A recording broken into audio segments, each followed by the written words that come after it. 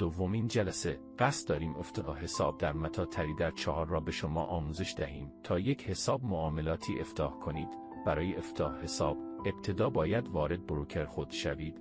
بعد از ورود به بروکر وارد کابینه شخصی شوید.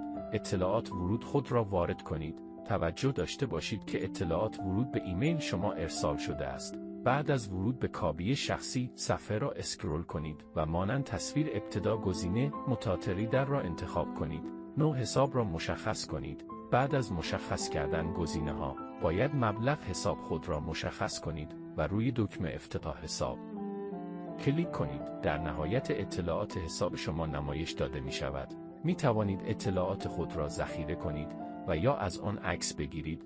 موفق و سربلند باشید. روشن ترید.